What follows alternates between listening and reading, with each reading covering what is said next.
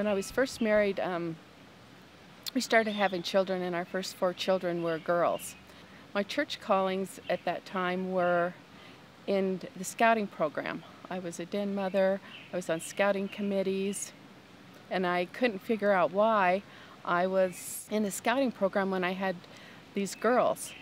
Fast forward a few years, I finally had 2 sons, and they were in the scouting program as they became appropriate in age. And this was just before my husband and I were called to serve a mission in Brazil in the Porto Alegre South Mission. He was called as a mission president. And my second son, Craig, he was 12 at the time. We went over there and there was no scouting program. And so before we left, I had to sign up as a lone scout leader. And he was working on earning his merit badges and advancing, and it was hard at times just because his troop was his mother and his younger sister, and so it became kind of difficult.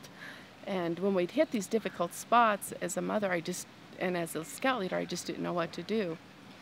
But when that would happen, the Lord would open up a door. We had 2 assistants at that time, and they could tell that I was struggling with scouting and Craig was struggling with scouting, and they were both Eagle Scouts and they knew how important scouting was. And so what they would do is when they would call President to give him the numbers, after they did that, they would call back Craig and talk with him, and Craig would have to report his scouting. The 2 lessons that I learned from this experience is you accept any calling that you're giving and you do the best you can, because you never ever know what the Lord has in store for you down the road.